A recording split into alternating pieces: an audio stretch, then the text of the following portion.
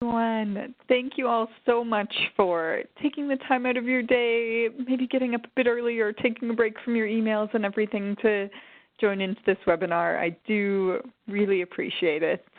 And yeah, as Charlie said, if there's a smaller group, feel free to message in your questions and everything, and I'll try to make sure to answer them all for you. As I said, my name is Allison Lindsay. I'm the Group Sales Coordinator here at the Butchart Gardens. And hopefully some of you have heard of the Butchart Gardens before, or maybe even had the chance to visit for yourself. For those of you that haven't, I'm hoping that you're all settled in with your coffee and ready to go. We're going to cover over 100 years of history, 55 acres of gardens, and 5 different seasons in the next 20 minutes. So lots of action. As I mentioned, I look after the group sales here at the Butchart Gardens. I was born and raised here in Victoria, and I've been working at the gardens for 13 years now, which to me seems like a very long time. But in the context of the Butchart Gardens, it's barely a drop in the bucket, really. Through the summertime here, we've got over 600 staff, and over 125 of those have been working here for over 25 years. And we're even lucky enough to have some staff that have been here for 30, 40, even 45 years. And it's such a privilege to get to work with a team of people from our gardeners to our culinary team and our frontline departments who bring such a wealth of knowledge and passion into making the Butchart Gardens what it is today.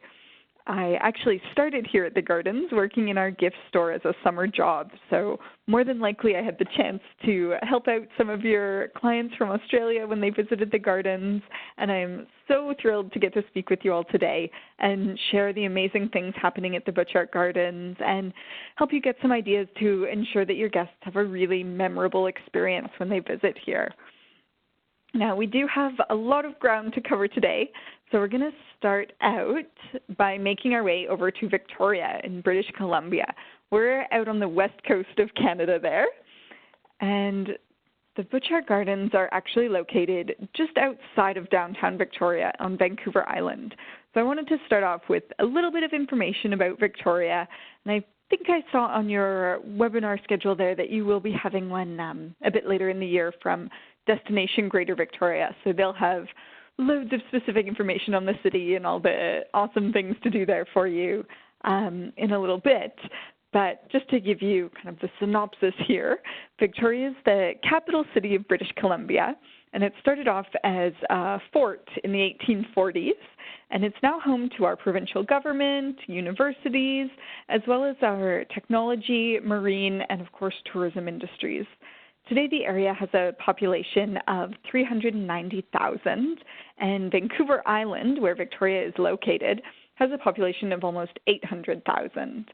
Probably the most important thing that your guests from Australia want to know about Victoria is that we have the mildest climate in Canada. We see less rainfall than Vancouver or Seattle, and we have pretty mild temperatures throughout the year. In the last 2 years, Victoria has been voted one of the top 5 cities in Canada by Travel and Leisure, one of the friendliest cities and one of the best small cities in the world by Condé Nast, as well as the most romantic city in Canada by Amazon. Being located on an island means that part of the fun of visiting Victoria is getting here. And there are lots of different options for your guests to do that, including scenic ferry rides from Vancouver, BC, or from Washington State in the US, flights into Victoria's International Airport, or even a scenic float plane ride from Vancouver or Whistler. Once your guests have arrived on the island and in Victoria, they can make their way out to the Butchart Gardens by public transit bus, taxi, car rental, or they can arrange shuttle transportation from downtown Victoria. Driving or by car, the trip out here takes about 35 minutes. Now, when your guests arrive at our admissions gate here at the Butchart Gardens, they'll all be given a map of the gardens and a little pamphlet guide to some of the different plants and flowers. The Butchart Gardens are intended to be a self-guided experience. So these maps have all the information that your guests will need to make their way through the gardens, including the best route to take, as well as some history and some interesting facts on all the different gardens areas. We have these maps in 22 different languages. So for any of your guests that don't speak English or they'd prefer something else, chances are we've got something that'll work for them. And they'll notice, your guests, as they're walking through the gardens, that the plants and flowers are not labeled. This is because we're a show garden. So as opposed to a botanical garden or horticultural center where the purpose is to learn about or conserve different plant varieties, our whole purpose is to be pretty. So if any of your guests do have specific questions or they're curious about the plants or the flowers they see, we have a plant ID center in our Visitors Information Center where they can stop in and speak with our gardeners, which nothing makes our gardeners happier than having someone to talk to who shares their interest and wants to learn more about the plants and flowers here. When you are helping your guests to plan their time in Victoria and plan their time at the gardens, we suggest allowing at least an hour and a half on site to be able to walk through and see everything. And I would say that's really the bare minimum. That's getting off their bus or out of their car, walking around and then heading straight back out. So of course allowing even an extra little bit of time for them to relax, maybe grab a bite to eat or experience some of the different things we're going to talk about a little bit later in the presentation just makes it that much better for them. Now, I did promise at the beginning of this webinar that we would be doing some time traveling. So now that your guests have arrived at the gardens, we're going to head back in time to when the gardens first began. And this lovely, lovely garden that I'm sure you've all seen photos of actually had a really different beginning. So back in 1904, Robert Pym Butchart, the gentleman on the left there with the bearskin rug, he and his wife Jennie moved from Ontario, Canada to Vancouver Island to manufacture cement. They found a property here in Brentwood Bay that was exactly what they were looking for. It had a deposit of limestone for them to quarry, access to the ocean for shipping, and space to set up their cement factory. And at that time in Victoria, there was quite a lot of development happening here in town as well as all along the West Coast. So Vancouver, San Francisco, all those big West Coast cities were really booming at that time. And there was a really significant demand for cement. So Mr. Butchart and Jennie Butchart did quite well for themselves and were quite busy. And eventually, that limestone supply in their quarry, you can see on the picture on the left there, was exhausted. So Jennie had the idea to transform that barren space into something beautiful, our sunken garden that we have today. And so between 1906 and 1929, Mr. and Mrs. Butchart expanded their gardens to include a Japanese garden on the seaside, an Italian garden on their former tennis court, as well as their rose garden in what used to be their vegetable garden. In the beginning, Mr. and Mrs. Butchart were incredibly gracious hosts. They named their estate, their home here, Benvenuto, the Italian word for welcome. And they would welcome their friends, friends of friends, and all different visitors to the point that Jennie herself welcomed and served tea to over 18,000 people in 1915 alone. In 1939, Mr. and Mrs. Butchart were getting a little bit older, and they gave their beloved garden to their grandson, Robert Ian Ross. Fast forward to today, the gardens are owned and operated by Mr. and Mrs. Butchart's great-granddaughter and have been designated a National Historic Site of Canada. We welcome over 1 million visitors every year. Now, I know you're kind of heading into your more wintry season in Australia, but here at the gardens, we are right in the middle of summer. We're open every single day of the year, but summertime is certainly our most popular and our busiest season. It's also a great time to talk about the plants and the flowers that grow here. So the beautiful sunken garden there in the photo on the left actually took 9 years to complete, and it covers over 5 acres. The plants here all throughout the gardens are always changing through the year, and there are even certain areas that are changed over 5 times each year. So the entire garden bed is pulled out and something new is put in. Of course, there's a lot of work that goes into doing that and into caring for this beautiful garden. And we're fortunate here to have a team of 50 full-time gardeners, plus an additional 20 or so seasonally.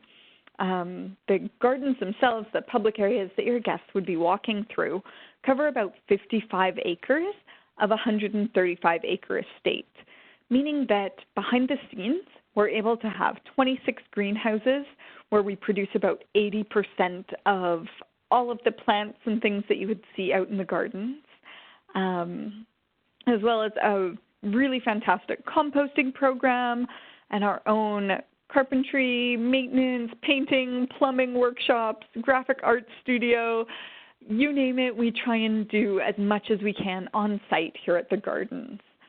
Now, one area in the summertime that really shines is our rose garden. And this is the one slide that I always wish was like a scratch and sniff slide or something, because this garden smells amazing this time of year. And as I mentioned before, this area used to be the Butchart family's vegetable garden. They transformed it into this beautiful rose garden in the 1920s. And it contains over 3,000 rose plants in 280 different varieties. We were honored last year to receive the World Federation of Rose Society's Award of Excellence for our rose garden. So it's an area that we're very proud of. Now, during the summertime, we do see the majority of our visitors arriving midday, meaning that we can be quite busy between 11 a.m. and around 3 p.m. So a really lovely tip for your clients to be able to enjoy a more peaceful and relaxing visit this time of year is to visit either right when we open at 9 a.m. or later on in the afternoon or evening. And I know that some of your Australian tour operator partners have some fantastic breakfast or dinner options, but even if your guests are not looking to include something like that, it's a really great time of day to visit, either first thing in the morning or a bit later in the evening. Now, through July and August, we're actually open until 11 p.m., and the gardens are beautifully illuminated with all the little lights you can see in the pictures there. In addition, that time of year, July and August, we have live music every single night. It's a real mix of bands, local folk musicians, jazz musicians. The Victoria Symphony usually comes out once or twice a summer to perform, and those concerts are included with admission. So it is a really nice option for your guests to make the most of their visit. As well as those concerts, through July and August, we have a fireworks show every Saturday night, and it is phenomenal. It's about half an hour long. It's all choreographed to music, and it includes, of course, the big aerial firework displays, as well as some really unique ground components that go along with the music and the story of the show. Another really special option that we have in the summertime is boat tours. So we have 4 of these little 12-seat electric boats, and they depart every 15 minutes from the bottom of our Japanese garden. We have got a private wharf there. So they depart and they take you out on a tour through the local waterways. The captain will tell you a little bit about the history of the gardens, the history of the area, and because they're electric boats, they're almost silent. So it's a really great way to get out on the water and just relax and enjoy a bit of a tour that way. Through the summertime as well, we have some additional food service options, including gourmet picnics, house-made gelato, and some different kind of pop-up food options like our popcorn cart there. Now, heading towards the end of summer, we head into autumn here. So September, October, typically we've found, and especially the last few years, that we have really beautiful weather here in Victoria through September. So often a lot of your guests that would be coming out that time of year would still be seeing most of our summer flowers blooming. As we head a little bit later into October and the weather changes, it gets a bit cooler, they're going to see all those amazing colors in our Japanese garden. And it's a really great time to see all that. the Japanese garden there in the picture on the right was one of the first gardens that the Butchart family created in 1906. It includes over an acre of landscaping. Some of the oldest trees and plants in the gardens are in this garden. Now, as we head through October into November, it's one of the most peaceful times to visit. It's a really good chance for your clients to see the bones of the gardens, the structure of it, and just enjoy that tranquil atmosphere before we head into our Christmas season. Now, at this time of year, it can be a little bit rainy here in Victoria, so it's probably a good time to mention some of the amenities that we offer for visitors. If it does start to rain while your guests are visiting, we provide clear plastic umbrellas for them to use. We also have wheelchairs, kids' push strollers, and dog leashes available for them to borrow, along with complimentary luggage storage for them. And with the exception of that wharf that you just saw with the boat tours there, the entire gardens are wheelchair accessible. So there's different pathways that are marked. They can still get down into all the same garden areas while avoiding the stairs. And in keeping with Jennie Butchart's legacy of welcoming guests, we continue to be really service-oriented, and our main focus here is trying to make sure that all of our visitors are able to come and enjoy a really peaceful visit at the gardens. So a lot of the policies that we have in place, such as no smoking or flying drones or using selfie sticks, are all to ensure that all of our visitors can have a really peaceful visit. Now, as we already mentioned, I know the seasons in Canada and in Australia are a bit different, but here at the Butchart Gardens, ours are even more unique with the addition of our fifth season, Christmas. Now, there may not be as many flowers blooming through the winter, but while the flowers are sleeping, we dress the gardens up with greenery boughs and thousands of Christmas lights. It actually takes our team 6 weeks to set up all of this Christmas display. We actually just had a job posting go out this morning for people to help with the Christmas installation, and all of us in the office went, "What? Christmas? We can't be thinking about that yet." But the amount of work that goes into setting up this displays, they are already thinking about it and getting ready for that. So walking through and enjoying all these lovely Christmas lights, we have displays set up through the gardens of the 12 days of Christmas. So as your guests walk through, they'll see a partridge in a pear tree or the 5 golden rings all lit up in one of the ponds. It's a really popular time for locals and families, and just a different, unique experience for your guests to come and enjoy.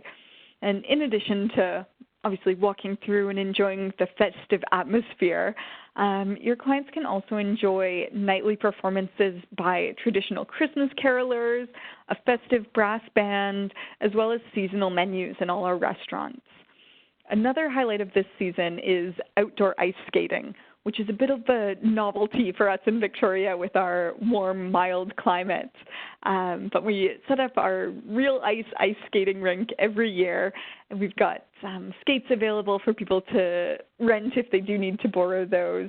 But it's a really fantastic, unique time to visit the Butchart Gardens. Outside of that magic of Christmas season, which I should mention, I think it was pictured on the last slide there, runs from December 1st to January 6th every year. But outside of that time, winter is a really quiet, peaceful time here at the gardens. We're open every day of the year, so wintertime is a nice time for your guests to enjoy all that subtle beauty of the shrubs and trees and winter flowers. Now, during this time of year, we start to prepare for spring a little bit early by transforming our Blue Poppy restaurant, which is our big 200-seat restaurant, into our Spring Prelude indoor garden. And it is amazing. As I said, I've been working here 13 years. You would think I would start to understand it and I'd figure it out by now, but every year it totally blows my mind. They put in ponds with koi fish and waterfalls and cherry blossom trees and all of those spring flowers like the tulips and hyacinths. And it's also the one time of year and the one area of the gardens where we permit weddings. So it's a really nice chance to have a beautiful spring wedding, nice and cozy indoors in the Spring Prelude there. We also transform at that time of year part of our dining room restaurant, which used to be the Butchart family's home, into a historical display with some of their original furniture and letters and photos, as well as opening up some rooms that are not normally open to the public. So we really do try, no matter what season it is, to make sure that there's something blooming and something beautiful for your guests to experience when they come out here. Now, after the spring prelude, we head into real spring here at the gardens. And this, after our quiet winter, is really a time of constant change for us. One of the really amazing things in the springtime is when our over 300,000 spring bulbs come into bloom. Now, I mentioned earlier that we produce around 80% of all the different flowers and plants that you see out here. The one exception to that is our tulips. We bring in all of those bulbs every year from Holland and replant them each year. And it's a really stunning, colorful display. Actually, just a couple of years ago in 2017, we were honored as the World Tulip Garden of the Year by the World Tulip Summit Society. So it's another, not quite as busy as the summertime, but a really popular time to come and visit. With all of that, constant change in the plants and the flowers here, there are some experiences that are available year-round, including our rose carousel here, which turns 10 years old this year. And as I mentioned before, the gardens are still family-owned and operated, and our rose carousel here was the project of the garden's current owner, Mr. and Mrs. Butchart's great-granddaughter. She wanted to create something for kids and families, and really kids of all ages, to come and be able to enjoy together. So it's all hand-carved wooden carousel animals that reflect all the different places around the world that our visitors come from, as well as our West Coast setting. So when your clients are out here, they could have the chance to ride a giraffe, a panda, or even an orca whale or a grizzly bear. We also have several year-round options to include a meal for your guests, which is a really great way for them to make the most of their time out here. Our coffee shop in the photos there is open the exact same hours as the gardens, so it's always available for your guests to have a specialty coffee, house-made pastries, or a light lunch or dinner. In addition to that, we have our Blue Poppy restaurant, and this is our more casual cafeteria-style restaurant. For any of your FIT clients, it's a really great option for a more relaxed meal for families, or for those who are a bit tight on time, as reservations aren't required for this one. For any of you that do book groups, we offer buffets and served meals, and again, a lot of your wholesaler partners have some great packages and some great options to include that. Our other dining option, our dining room restaurant that I mentioned earlier, is located in the Butchart family's, what used to be their home, is more of our fine dining restaurant. It's actually voted the last 4 years one of the top 100 restaurants in Canada by Open Table, the reservation booking system. And one of the most popular menu items for groups and for individuals in this restaurant is our afternoon tea, which is available year-round. And depending on our operating hours when the gardens close, this restaurant's also open for lunch and dinner. And we definitely recommend reservations for this one, whether it's for groups or individuals, because it can be quite busy and it is a smaller venue. In all of our restaurants, the coffee shop, the Blue Poppy, the dining room, we really pride ourselves in reinventing our menu seasonally and centering all the dishes around local ingredients from our own backyard. We're really lucky here at the Butchart Gardens that we're surrounded by some amazing farms here on the Saanich Peninsula. So we're able to get a lot of our produce and meat and items really locally. Now, as your guests are departing the gardens, they're probably going to want to allow some time to stop in our gift store for souvenirs, local artwork, clothing, jewelry. Since the 1920s, we've been packaging seeds here by hand for people to take home for souvenirs. And the staff there can even help your clients choose some that are certified to be okay to take home to Australia. Now, as your clients are concluding their visit to the gardens, we really hope that they have the chance to relax, recharge, and experience that gracious welcome that Jennie Butchart envisioned when she started to beautify her home back in 1904. It's a tradition that we're really proud to be a part of, and we so appreciate your contributions too. Now, as we're wrapping up our time here, I just wanted to go over a couple of common questions that you might hear from your clients and maybe give you some ideas of how to help them make the most of their visits. One question that we hear a lot here is, what will be blooming? Is it even worth visiting at that time of year? Now, as I hope you've seen, we're open every day of the year, and we do try to make sure that no matter what time of year it is, there's something blooming, something really great for your guests to experience, whether it's the colors of autumn, our spring prelude indoor garden, or our Christmas season. Now, for those clients of yours that might be really, really keen gardeners and really want to know what might be blooming that time of year that they want to visit, you can always take a look on our website to see our gardeners' weekly blog post of exactly what's blooming and what's happening in the gardens at that time of year, and help them plan, when it's most likely that those plants or those flowers they want to see will be in bloom. Another question, or rather maybe a complaint, that we hear quite often is that our visitors feel they didn't allow themselves enough time. And in order to give your clients that best experience possible here, we really recommend allowing at least an hour and a half to walk through. And as I mentioned before, giving them a bit of extra time, 2, even 3 hours, to add on some time to take a boat tour or enjoy a meal in one of the restaurants, really makes for a great experience. As well, encouraging them to visit on those off-peak times of day, either to enjoy that really tranquil time in the morning and catch some of our gardeners finishing up their work when we open at 9 a.m., or later in the evening during the summer to see one of our concerts or the night illuminations.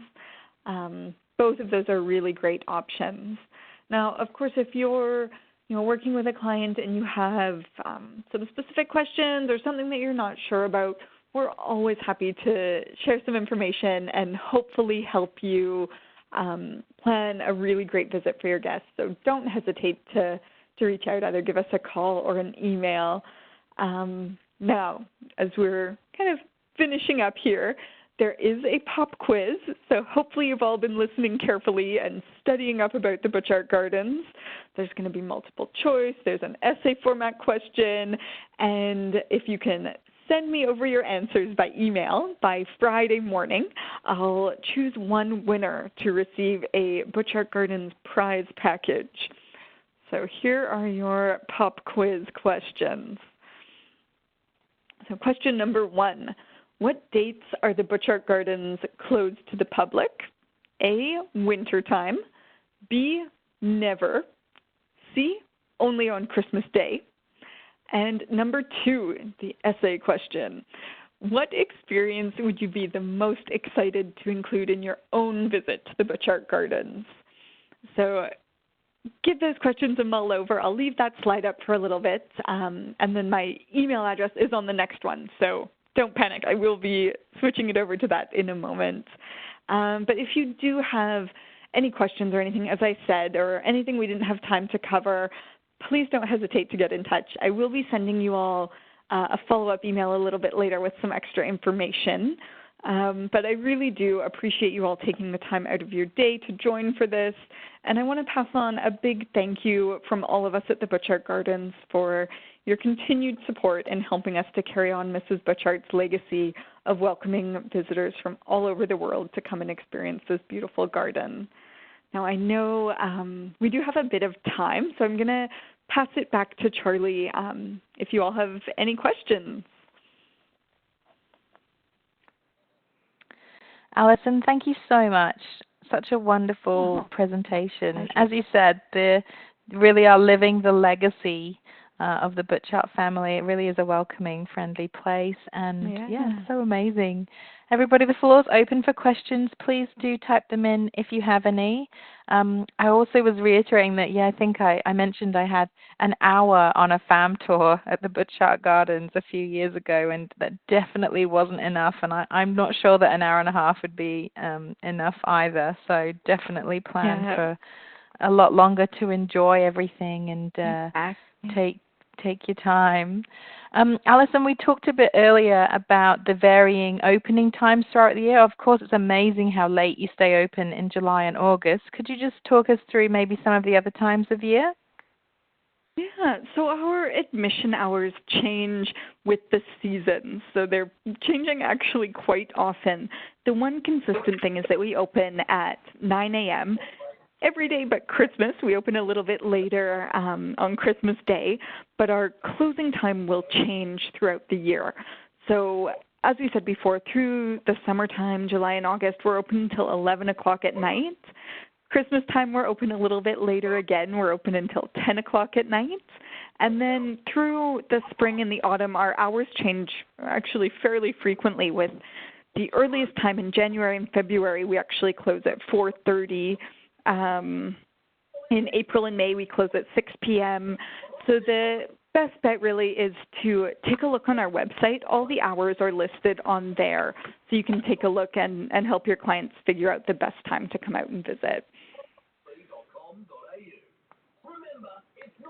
Thanks, Alison. Somebody's unmuted, but I'm not sure who it is to be able to mute them. Sorry, there's a little bit of background noise. We'll carry on. You can just hear something in the background, but sorry, I can't figure out where it's coming from. What other questions do we have? Well, we've got some comments here. Joe says, thanks so much, Alison. You've kindly organized to meet us on Friday, 30th of August. We can't wait to meet you. Thanks for your assistance. Oh, there you go. You're going to be meeting Joe in just a few weeks. Pamela says, love the presentation. Certainly a lot more to see and do since I first went over 30 years ago. Wow, that's cool. Are the boat tours included in the entry fee? If not, what is the cost, please? Yeah, the boat tours are an additional cost. They're about $20 per person for an adult, and then there's lower rates for kids and youth and a family discount. And those ones can be booked either at our Visitors Information Center in the main square when people arrive, or down at the wharf. And as they're departing every 15 minutes, it's pretty easy for people to book a time that'll work for them while they're out here visiting.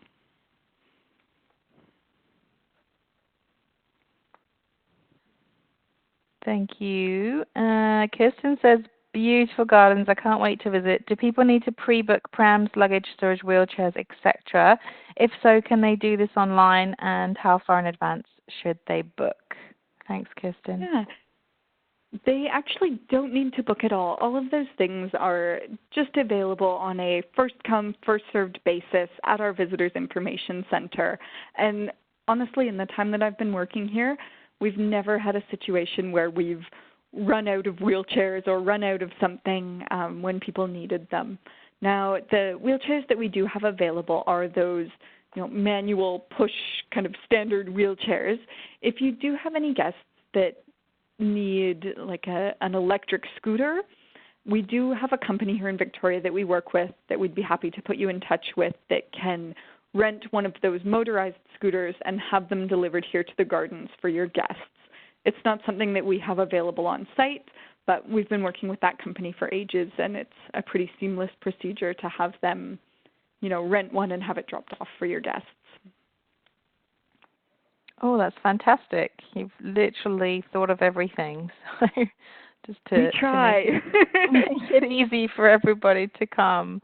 Okay, I think that's all the questions, but thank you. So much good information there. All those tips on off-peak times and, opening hours and all the extra things there are to do. Thank you. That's been a really thorough webinar so people can make the most of their visit. So we'll officially sign off there. Alison and I will hang out on the line just for a minute or two while you all log off. So if you do have any other questions, let us know. But otherwise, thank you all so much for joining us. And thank you, Alison. Have a great day. Thanks, everyone.